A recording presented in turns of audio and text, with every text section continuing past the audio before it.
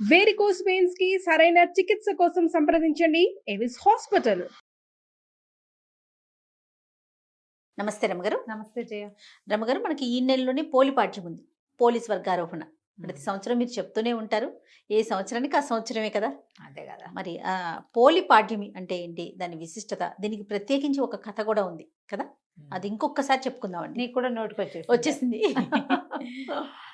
ఈ కార్తీక మాసపు చివరి రోజు వెళ్ళగానే తెల్లవారి పోలి పాడ్యమి, మార్గశిర శుద్ధ పాడ్యమి.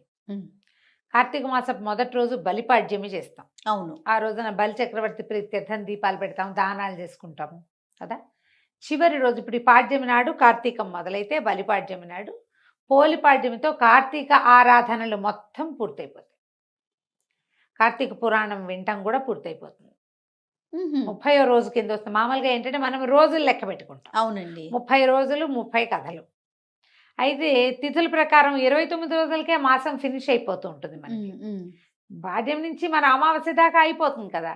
ఇంచుమించుగా 30వ రోజున పోలిపాడ్యమే పడుతుంది. కార్తీక పురాణపు కథలో ఇది చెప్పాను నేను. 30వ రోజు పారాయణ కూడా ఉంది. 30వ రోజు కార్తీక పురాణ శ్రవణం ఉన్నది. ఓకే. కానీ ఒకసారి మళ్ళీ చెప్తే, ఇదేంటంటే నెల పొడుగునా దీపాలు పెట్టిన వాళ్ళు ఆఖరి రోజైనటువంటి ఈ కార్తీక అమావాస్య దిగగానే వచ్చే పాడ్యమి నాడు తెల్లవారుజామున నీటిలో దీపాలు వదిలిపెట్టడం, జ్వాలాతోరణ సమర్పణ చేస్తారు. నీళ్లలో అమ్మ వెళ్ళిరా అని కార్తీక దీప జ్యోతిని పంపిస్తారు, సాగనంపటం. ఈ నెల రోజులు స్నానాలు చేస్తారు. తెల్లవారుజామునే ఒక పొద్దులు ఉంటారు, ఉపవాసం చేస్తారు, పూర్తిగా నక్తాలు ఉంటారు. తర్వాత దానాలు చేస్తారు, రకరకాలు దుప్పట్లు గిప్పట్లు అలాంటివి కూడా దానం చేస్తాము. మనం బట్టలు వస్త్రదానం చేస్తాం. బ్రాహ్మణులకి మోయిని ఇచ్చే పద్ధతులు ఉంటాయి, ఇది ఇస్తారు కదా, పొత్తర్లు ఇవ్వటాలు అలాంటివన్నీ చేస్తారు. తర్వాత దేవాలయ దర్శనాలు చేస్తాం, ఎక్కడైనా తీర్థాటన చేస్తాం, ప్రతిరోజు దీపారాధన చేసుకుంటాము, తులసి ఆరాధన చేస్తాం. ఎన్ని రకాలు ఉన్నాయి కార్తీకంలో, ఎన్నో రకాల ఆరాధనలు చెప్పారు, ఎన్నో రకాల ఉపాసనలు. ఏది చేయగలిగిన వాళ్ళు అది చేస్తారు. ఇవన్నీ చేసి ఈ చివరి రోజున గనక నీటిలో దీపాలు విడిచిపెడితే అద్భుతమైన ఫలితం లభిస్తుందని చెప్తారు. అయితే ఈ రోజున ఇప్పుడు మనం ఏ నీళ్ళల్లో వదులుతాం? మనకి ప్రవాహాలు లేవు, కాలువలు లేవు, ఏమీ లేవు, ఓవర్ హెడ్ ట్యాంకులు ఉన్నాయి అంతే. అందరికీ ఏం చేయలేం కదా. అందుకని సూక్ష్మంలో మోక్షం ఒక బకెట్లో, ఒక అరటి దొప్పలో ఏం చేసేవాళ్ళు అంటే, ఇది వరకు ఈ ప్రమిదలు వదిలిపెట్టడం కాదు, అరటి దొప్ప. ఈ అరటి దొప్పలు ఎక్కడి నుంచి వస్తాయి? మనకి అరటి చెట్టు కాండం తాలూకు డిప్పలు తీస్తాం. ఓకే, తీస్తే అది ఇట్లా దవ్వలాగా ఇలా చిన్న అర్ధచంద్రాకారంలో వస్తుంది. దాన్ని చిన్న చిన్న ముక్కలుగా కట్ చేసి ఒక దాంట్లో అంతదనుకో 1 2 3 4 4 5 కంతలు చేస్తే అది ఏంటంటే అడుగు భాగం బేస్ ఉంటుంది. ఓకే, దాంట్లో మనము ఆవు నేతిలో ముంచినటువంటి పువ్వొత్తుల్ని వేసి వెలిగిస్తే అందులో నెయ్యి హవనమయ్యేదాకా, హుతమయ్యేదాకా ఆ దీపం వెలుగుతుంది. ఆ జ్వాల అలా వెళ్తూ ఆ నదిలో తన తాలూకు దీపశక్తిని చూపించుకుంటూ వెళ్తుంది అనమాట. ఇప్పుడు మనం ఏం చేయాలి? కనీసం ఇళ్లలో ఉన్న ఓ బకెట్లోనే అన్నిట్లో వదిలిపెట్టడం. ఓకే. జలంలో ఒక రకమైన అగ్ని ఉంటుంది, నీళ్ళలో నిప్పు ఉంది కదా, మనకు తెలుసు, కరెంట్ ఉంది కదా. ఆ శక్తికి ఆరాధన చేస్తున్నాం మనం. కార్తీకంలో నీటిలో విపరీతమైన శక్తి ఉంటుంది. మనం అందుకే కదా చెప్తాం జలే గంగా అని చెప్తాం, తైలే లక్ష్మి జలే గంగా. ఆ నీటిలో ఉన్నటువంటి ఆ గంగా నదికి, ఆ అగ్నిస్వరూపుడికి అందరికీ హారతిస్తున్నట్టుగా ఈ దీపాలు వదిలిపెడతాం. ఈ కార్తీకంలో ప్రవాహంలో దీపాలు వదిలిపెడితే బాగా మంచు వచ్చేస్తుంది కదా. ఆ ప్రవాహంలో అటు ఇటు ఉన్న వాళ్ళకి దీపాల వెలుగు కూడా వస్తుంది. ఆ దీపం వల్ల వచ్చేటువంటి కాస్మిక్ ఎనర్జీ, ఒక రకమైన ఇది వస్తుంది కదా, దీపశక్తి. అది మన నుంచి ముందుకెళ్తుంది అన్నమాట. మన జీవశక్తిని పెంచుకుంటూ వెళ్తుంది. అందుకోసమని చేసేవాళ్ళం. మనకు అవకాశం లేదు కాబట్టి బకెట్లో అయినా వేసుకోవటం. ప్రవాహాల్లో వదిలిపెట్టేవాళ్ళు పాత రోజుల్లో చేసేవాళ్ళు. మా వాకిట్లో చెరువు ఉంది కదా, మా ఊళ్ళో చేసుకునేవాళ్ళు చెరువులో వదిలిపెట్టడం. చెరువులో ఎంత చెరువు ఇటు నుంచి అటు వెళ్తుంది. కాలువల్లో వదిలితే చాలా మంచిది, నదీ ప్రవాహాల్లో వదిలితే మంచిది, విశేషమైన ప్రయోజనం లభిస్తుంది. దీనికి అనుబంధంగా ఒక చిన్న కథ చెప్తారు. పోలి కథ. పోలి స్వర్గారోహణ చేసిన కథ అని చెప్తారు. స్వర్గారోహణం చేయటం అంటే ఎప్పుడు చేస్తారు? మరణించాక, కాలం చేశాక ఆమెకి కాలం తీరిపోయిందని అందుకే స్వర్గారోహణం చేసిందని ఒకటి చెప్తారు. బొందితోటే స్వర్గారోహణ చేసిన శరీరంతో వెళ్ళిపోయింది అని మా. ఒక కథ చెప్తారు. మనం ఏ కథ అయినా చెప్పుకోవచ్చు. ఈ పోలి అనే అమ్మాయి ఒక రజక కుటుంబంలో ఆఖరి కోడలు. మిగిలిన వాళ్ళంతా కొంచెం గద్దరి వాళ్ళు, తెలివైన వాళ్ళు. పోలి మెతకది, భక్తురాలు. ఆ అమ్మాయికి ముందు నుంచి దేవుడికి దండం పెట్టుకోవటము, ఏదైనా మంచి పని చేయటము అవి ఉండేవి. ఇప్పుడు వీళ్ళంతా కూడా ఏంటంటే ఈ నిత్య పూజా విధానాలు లేని కాలం అది. ఓ. ఈ కథాకాలము రోజువారీ దీపారాధన చేయటం, రోజువారీ భజన చేసుకోవటం, రోజువారీ పూజలు, గుళ్ళోకి వెళ్ళటాలు అవి లేవు. అందరూ గుళ్ళోకి వెళ్ళే రోజులు కూడా కావు. ఓ. ప్రత్యేకంగా కార్తీక మాసం ఆరాధనా మాసంగా ఉండేది ఆ కాలంలో. ఉమ్.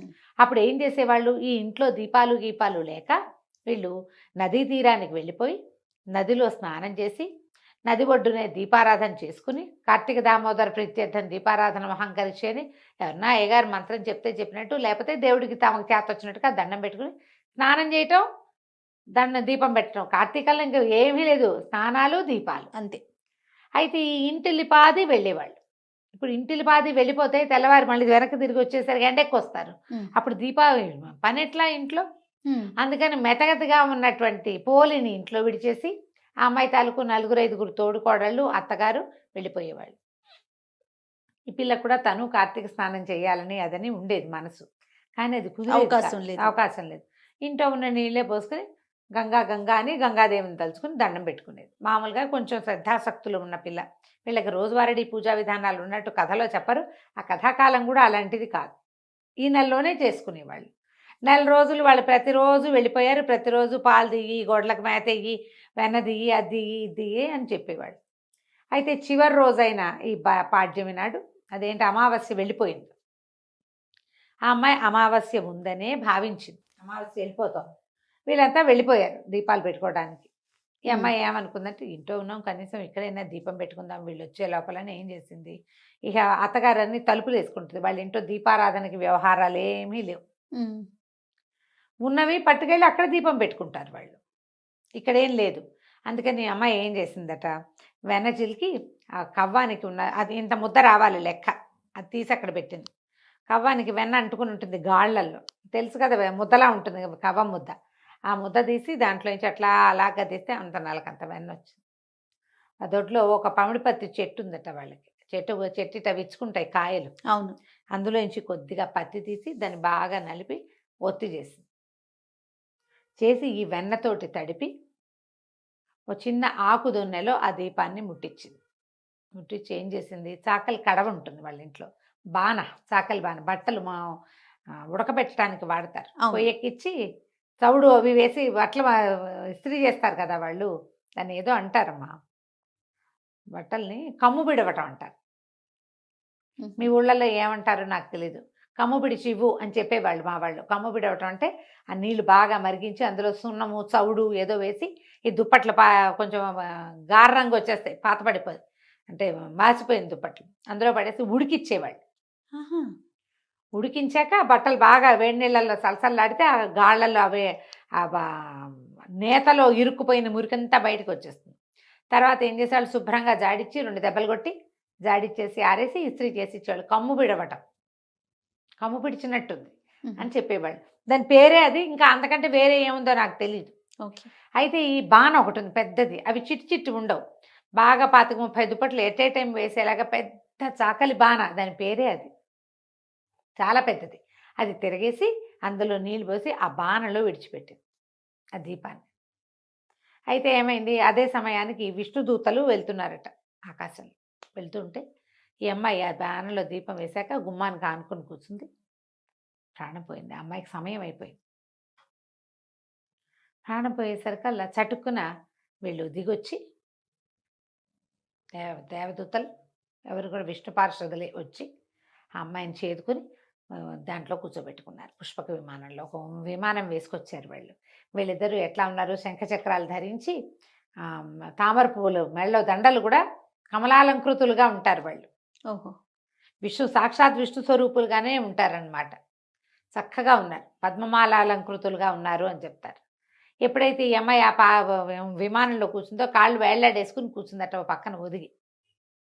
కూర్చునేసరికల్లా ఈ అమ్మాయి వీళ్ళింటి నుంచి విమానం లేచేసరికల్లా చుట్టుపక్కల వాళ్ళు చూసేశారు. చూసేసి అమ్మో పోలిని తీసుకుపోతున్నారు, పోలికి స్వర్గం వచ్చేసిందని కేకలు పెట్టారు. పెట్టేసరికల్లా ఆ కేకలు ఒక్క కేక నుంచి ఓ కేక అట్ట పోయి ఆ నది తీరం నుంచి స్నానం చేసి తిరిగి వస్తున్న అత్త ఆ తోడుకోడళ్ళకి వినపడింది. అందరూ ఆశ్చర్యపడి, ఇదేంటి 4 రోజులు దీపం మేము పెడితే దీనికేటా వచ్చింది స్వర్గం, విమానం మాకు రావాలి, దానికేటా వచ్చింది. అత్తగారు పరిగెత్తుకుంటూ వచ్చి అది ఎగిరిపోతున్న విమానంలోంచి కాళ్ళు వేళ్లాడేసి కూర్చుని ఆ పోలి కాళ్ళు పట్టేసుకుందట ఆవిడ వెళ్ళటానికి. తను కూడా ఆ అమ్మాయి కాళ్ళు, అత్తగారి కాళ్ళు పెద్ద కోడలు కాళ్ళు చిన్న కోడలు, అట్ట వరుసగా 5గురు ఒకళ్ళ కాళ్ళు ఒకళ్ళు పట్టుకుని వేళ్లాడుతూ వెళ్ళారు. పైకి వెళ్ళారు కొంతమేరకి. వెళ్ళేసరికల్లా ఈ దేవదూతలు ఇద్దరు ఉన్నారు కదా, విష్ణు పార్షదులు ఇద్దరు చూసి, ఈ అమ్మాయికి అవకాశం ఉంది మీకు అవకాశం లేదని అత్తగారి చేతుల మీద ఒక దెబ్బ కొడితే మొత్తం అంతా గుంపంతా కింద పడిపోయారు. పోలీస్ స్వర్గానికి వెళ్ళిపోయింది. అది మార్గశిర శుద్ధ పాడ్యమి, అమావాస్య వెళ్ళిపోయిన మరుసటి రోజు. ఆ రోజున అమ్మాయికి స్వర్గారోహణ లభించింది. ఆఖరి రోజైనా దీపం పెట్టండి నాయనా, స్వర్గం లభిస్తుందని చెప్పడం. చివరి రోజున 4 రోజులు చేయలే, పాడ్యం నాడైనా పెట్టండి కనీసం, అంతే. ఆఖరి రోజు కార్తీక ఆరాధనలు ముగిసిన రోజునైనా మనం ఇట్లా జ్వాలాతోరణంగా కాకపోయినా ఒక దీపంగా అయినా పెట్టి కార్తీక దామోదర ప్రీత్యర్థం ఒక నమస్కారం చేసుకుంటే అదైనా ఫలితాన్ని ఇస్తుంది. అది మాత్రం ఎందుకు మానేయాలి? మనం ఏం చేస్తాం, 4 రోజులు పెట్టుకున్న వాళ్ళు ఆ రోజు పెట్టుకుంటారు. ఏ రోజు పెట్టుకోలేని వాళ్ళు ఈ రోజు అయ్యో కార్తీక మాసం అయిపోయిందని అమావాస్య నాడు అనుకోకర్లా తెల్లవారి పొద్దున్నే పెట్టండి దీపం తప్పకుండా. దీన్నే పోలిపాడ్యమి స్వర్గారోహణ కథ ఇదే చెప్తారు. ఆమెని జీవించి ఉండగానే తీసుకుపోయారని ఓ కథ చెప్తారు. జీవించి ఉండగానే తీసుకెళ్తే ఆ అమ్మాయి కాళ్ళు వీళ్ళంతా పట్టుకున్నారు, అప్పుడు కూడా ఇదే. ఆ అమ్మాయి జీవించి ఉండగానే స్వర్గం లభించింది, లేదా స్వర్గం అని చెప్తారు. విష్ణు పార్షదులు వచ్చారని చెప్తారు పురాణంలో. ఆమెకు అవకాశం లభించింది. ఎందుకంటే శ్రద్ధ, ఆసక్తి, భక్తి, ఈ మూడిటి వల్ల ఎంత అవకాశం ఉంటే అదేదో బ్రహ్మాండం పగలు తీసే పూజ కాకపోయినా చిన్నది కనీసం అందుబాటులో ఉన్న చిన్న దీపం పెట్టి, దేవుడా ఇదంతా నీ వల్ల అని ఒక దండం పెడితే చాలదు, అంతే. అదైనా చాలు. ఆ ఒక్కరోజైనా చేతనైనంత చిన్న దీపమైనా పెట్టి నమస్కారం చేసుకోమని. ఇప్పుడు ఆ రోజు ఈ కథ వినాలా రమ్మగారు? ఈ కథ వినాలి, ఈ కథ తలుచుకుంటే మంచిది. సంతోషం. ఇంకా ప్రత్యేకించి మనం చేయాల్సిన పూజా విధానం ఏమన్నా ఉంటుంది? ఏమీ లేదు, దీపం పెట్టడమే ప్రధానం, అంతేనా? అంతే. తప్పకుండా రమ్మగారు. నమస్తే. నమస్తే.